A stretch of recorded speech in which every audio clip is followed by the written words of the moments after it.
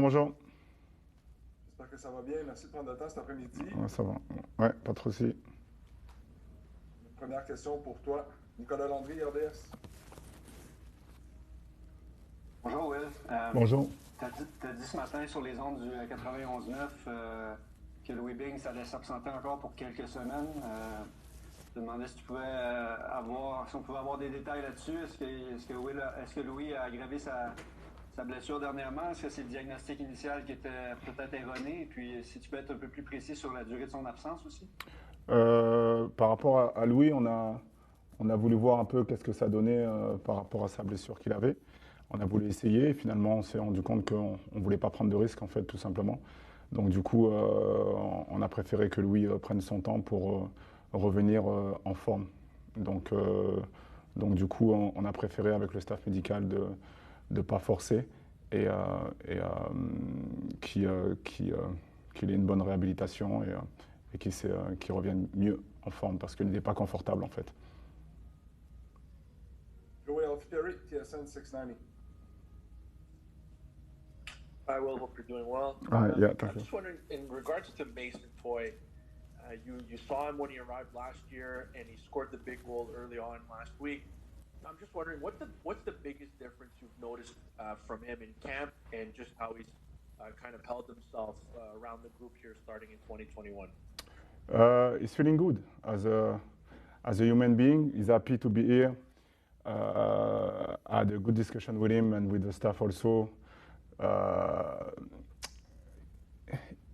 Last year he put too much pressure on him. So this year the objective with him was to give him the confidence to be able to show his quality because he has good quality.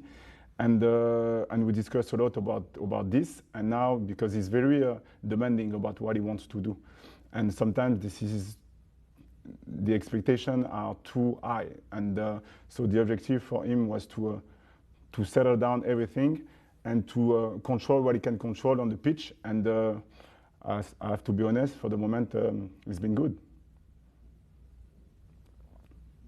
Herb Zurkowski.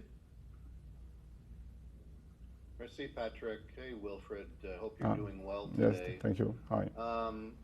What types of things have you been working on this week in training, and as you continue the evolution and learn more about this team, what are you looking for this week? Now that you're going on the road, I don't know if there'll be fans there. I'm assuming there might be some fans there, and knowing that you probably won't score a goal 3 minutes into the game like you did last week. So just what do you want to see as this team continues to progress? We never know. Maybe we're gonna score about at 1 minute, and maybe they're gonna score at 30 seconds. So we don't know. So what I know is that we've been working well since the beginning. I'm very happy about what we did and what we've done these previous days. So it's going to be the same principle. This is the way I believe, and this is also the way that the player like to play. So we're going to try to be aggressive without the ball, and I would like that we have to be better to control the tempo of the game, because last game it was a good game, yes, but we could have done better in terms of control the tempo of the game by keeping the ball a little bit more when it was the good moment. So it's going to be the objective to do it. We know that it's going to be a difficult game because Nashville, this is a good team. They are able to play long, but also to play and to attack with 6 players. So same vision, same desire to put our vision in place, and this is what we've worked on this week. Dave Lévesque. Bonjour Will, Bonjour. Tu parlais à l'instant des qualités de Nashville. C'est une équipe qui a décoché énormément de tirs à son premier match. Est-ce qu'il faut être encore plus prudent avec une équipe comme ça qui, à chaque fois où presque elle a le ballon, parvient à au moins décocher un tir? Il faut être plus agressif sur le porteur de balle. Je dirais pas prudent, mais il faut être plus agressif sur le porteur de balle. Si on se met à reculer, ce qui va se passer, c'est qu'au lieu de faire je ne sais plus combien de tirs ils ont eu, ils vont doubler. Donc nous, ce qu'on veut, c'est essayer justement d'être agressif sur le porteur de balle pour les empêcher d'avoir ces tirs-là, sachant qu'ils vont en avoir. Mais toujours la même idée, avoir un état d'esprit où on les fait reculer. Mais aussi, surtout, comme je l'ai dit auparavant, Nashville, c'est une bonne équipe qui défend bien. Mais comme toutes les équipes, ils ont des failles. Donc nous, on va vouloir exploiter leurs failles aussi quand on aura le ballon. Parce que je veux qu'on ait un peu plus de maîtrise avec le ballon lors de ce match-là. Sachant que ça va être difficile, mais c'est ce qu'on veut mettre en place.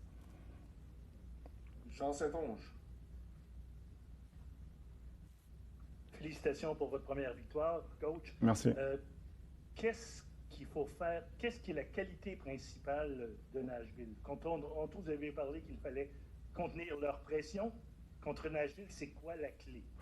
La clé, c'est ils ont un jeu, ils ont évolué dans leur jeu l'année dernière. C'était un jeu plutôt direct où ils jouaient long à certains moments, mais ils centraient beaucoup. Et cette année, c'est le même profil. Ils ont fait, je crois, 32 centres lors du dernier match. Et ils ont attaqué à 5 dans la boîte. C'est leur façon de jouer. Ils ont fait beaucoup de centres du côté gauche avec Daniel Lovitz. Il en a fait à peu près une dizaine. Et Léal, il en a fait aussi à peu près une dizaine. Donc, ils ont un côté gauche qui est performant. Donc, et en même temps aussi, maintenant, ils essaient de jouer un peu plus. Donc, ils ont une façon de jouer avec leurs défenseurs centraux et leur milieu de terrain pour essayer de mettre du doute dans l'équipe adverse. Donc nous, on a vu ça, on a un plan par rapport à ça. Mais c'est une équipe j'aime bien cette équipe-là parce que c'est une équipe qui défend, qui essaie de bien défendre, mais qui essaie aussi d'attaquer. Et donc du coup, ça va être un match super intéressant à voir. Michel Lamarche. Bonjour Wilfred, vous m'entendez Bonjour. bien? Oui, je vous entends bien. Wilfred, je veux juste, quitte à passer pour l'avocat du diable, je sentais une énergie positive au sein du groupe de joueurs cette semaine après le match de samedi contre Toronto. Mais comme on dit, c'est toujours loin de la coupe aux lèvres. Où est-ce que vous vous situez? Comment vous pouvez contrôler la sensation de fébrilité qui peut exister dans l'équipe? Jusqu'à quel point d'être optimiste, c'est très bon d'être dans un état positif, mais aussi rappeler qu'un match de jouer depuis le début de la saison? Non, déjà, juste clarifier, d'habitude je ne le fais pas, mais ça va être plus simple pour tout le monde. C'est pas Wilfred, c'est Wilfried. Wilfried, voilà, juste pour que ça soit clair pour tout le monde, merci. Et par rapport à la question, non, quand on fait quelque chose de bien, l'être humain, il est content. On travaille beaucoup. On met des choses en place et les joueurs ont une satisfaction personnelle et collective qui font qu'ils ont aimé le match qu'ils ont fait contre un adversaire, contre un derby, contre une rivalité. Donc du coup, ils ont apprécié ce moment-là. Et donc ils avaient le droit et j'étais très content parce que c'est une dynamique de groupe. Après, maintenant, quand on est arrivé en début de semaine, même après, j'ai eu un petit discours, des fois je parle après le match, des fois je ne parle pas dans les vestiaires. J'ai parlé, on a célébré, mais de suite après, on a dit les gars, il n'y a qu'un seul match. Donc on a encore beaucoup de victoires à avoir. Pour l'instant, on n'a qu'un seul match, donc c'est bien. Et donc en début de semaine, on a travaillé beaucoup sur la vidéo, que ce soit individuellement ou collectivement. Moi, j'ai fait un meeting collectif mardi pour montrer les choses qu'on avait bien faites, mais surtout les choses sur lesquelles on pouvait s'améliorer étant donné qu'on avait gagné. Et donc du coup, j'étais très très content de la réaction des gars, que ce soit lundi, mardi et mercredi à l'entraînement. Ambition, humilité, c'est ce que j'ai vu. Donc ils savent très bien que c'est que le premier match. Mais ils ont aimé aussi leur façon de faire. Et donc on va continuer comme ça, sachant que chaque match est différent. Gavino de Falco. Merci, Pat. Merci, Will, de prendre le temps. Will, je veux te poser une question administrative. Vous êtes arrivé au mois de mars en Floride et tout ça. Vous avez dit il y a quelques semaines que vous étiez considéré des résidents de la Floride avec le vaccin. Est-ce que, pour l'obtention des green cards, est-ce qu'il y a quelque chose qui a été discuté à l'interne? Est-ce qu'il y a eu des processus ou des procédures qui ont été entamées avec l'immigration américaine pour, excuse-moi l'expression, américaniser certains joueurs au courant de la saison? Parce qu'on ne sait toujours pas lorsque vous allez revenir. Merci. Moi, personnellement, j'aimerais bien avoir ma green card américaine. Ça ne me dérangerait pas. Mais non. Par rapport à votre question, désolé, mais je ne peux pas répondre, étant donné que moi, je suis que entraîneur. Je ne m'occupe que de mes joueurs, que du management au niveau des joueurs. Maintenant, il y a des choses qui ont été mises en place. On a été vacciné parce qu'on est considéré comme résident floridien. Et donc, nous, on nous a donné le droit de faire ça. Et puis, bon, voilà, après, par rapport à la question, pour répondre à la question de façon bien précise, je suis désolé, mais je ne peux pas répondre. Je pense que Nicolas Landry, une deuxième question. Oui, merci Pat. Will, peut-être en suivi à la question que je posais en tout début, est-ce qu'on peut présumer que Joel Waterman aurait été sur le banc contre Toronto si Louis avait été en santé et en mesure de jouer? Non. Non. Qu'est-ce que tu peux nous dire sur les facteurs qui ont mené à ta décision de favoriser Joel à Kiki Struna contre Toronto et peut-être ton évaluation du jeu de Joel dans le premier match de la saison? J'ai pas trop compris. Est-ce que Kiki n'a pas joué? Ah, vous pouvez répéter parce que j'ai pas trop bien compris la question. Oui, est-ce que tu m'entends bien? Oui, j'entends. Ouais. OK. La question, c'était qu'est-ce que tu peux nous dire sur les facteurs qui ont mené à ta décision de titulariser Joel avant Kiki? Ah, OK. Et puis, peut-être tu peux nous donner aussi ton évaluation de la performance de Joel contre Toronto. OK. Non, Joel, ça a été une titularisation naturelle parce qu'il a bien fait durant le camp.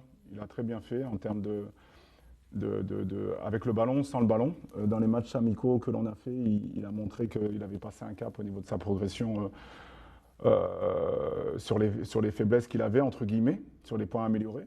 Donc du coup, oui, Kiki est arrivé aussi, Kiki a montré des bonnes choses. Mais sur ce match-là, je voulais que Joel joue parce qu'on avait un plan bien précis avec le ballon, qu'est-ce que l'on voulait faire et la relation qu'il avait avec les joueurs qui étaient autour de lui. Donc voilà, Kiki fait très bien aussi. C'est un joueur qui a plus d'expérience. C'est un joueur qui est leader naturel au niveau du groupe. Donc voilà, on a pas mal de défenseurs centraux. Et donc, dépendamment des matchs, il peut y avoir des rotations comme il y en a eu, comme il y en aura peut-être dans le futur ou pas. Et par rapport à Louis, si Louis avait joué, si Louis avait été disponible, ben, peut-être qu'il aurait joué, peut-être que pas. Parce qu'encore une fois, il ne faut pas oublier qu'il y a beaucoup de joueurs qui sont arrivés, qui étaient en quarantaine pendant longtemps. Et donc, du coup, il fallait que je fasse un choix. Et donc, voilà. On va prendre 2-3 dernières questions avec Wilfried. Adi, Raphaël. Merci Pat, bonjour Will. Bonjour. Je voulais parler un peu du fait qu'en début de saison, tu avais dit qu'il y avait beaucoup de profils différents au sein de l'effectif. C'est sûr que dépendamment de l'adversaire, je suppose qu'il faut choisir les profils adéquats face à l'adversaire en face de nous. Est-ce qu'il y a par exemple des profils différents que tu choisirais pour le match contre Nashville ou non, est-ce qu'on garde le même 11 qui a donné satisfaction contre Toronto? Quand je parlais de profils différents et de rotation, c'est que durant l'année et au niveau des changements, comme je l'ai fait lors du dernier match, j'ai pu utiliser tout le monde. Et en fonction des joueurs que j'ai sur le banc, je peux changer de système si je le souhaite par rapport aux joueurs qui sont à ma disposition. Maintenant, après, comme j'ai eu un meeting avec les joueurs par rapport à ça, par rapport à comment... on a tous la même vision, tous les joueurs ont envie de jouer, mais maintenant on sait très bien que tous les joueurs ne vont pas jouer. Et donc moi, ce qui m'intéresse, c'est que les joueurs se sentent concernés, et effectivement, il peut y avoir des changements lors des matchs qui arrivent, en fonction de différents profils, mais en même temps, je peux aussi garder la même équipe, parce que il y a, comme j'expliquais aux joueurs, il y a une ossature, il y a des joueurs qui vont se dégager naturellement, et après, par la suite, ça sera à moi de faire le choix, mais ça ne veut pas dire que je vais faire tout le temps des rotations. Il y a un groupe qui va se définir, il y a un certain nombre de joueurs qui vont se définir naturellement et après on verra. Après les rotations peuvent se faire par rapport à un choix tactique ou sinon pour amener de la fraîcheur. Donc voilà un peu. Vince. Thanks, Patrick. Hi, Will. Well, Nashville is a side that was very solid defensively last season. Do you feel that circumstances dictated that Gary Smith set up defensively?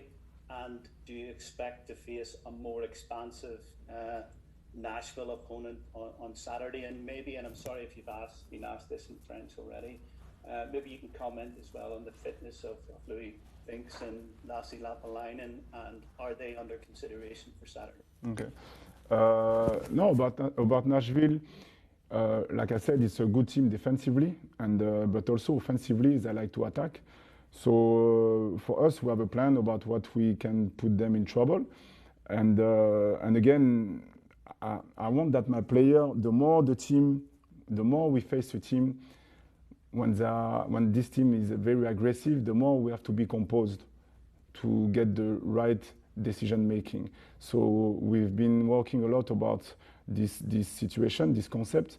So again, we know that they're gonna try to cross a lot, they're gonna try to shoot a lot, they're gonna try to attack with 5 or 6 players. So we want to be. I don't like when my team stay in front of our box. So we want to move up the team, and there's going to be a good battle because we want to attack also, we want to cross also.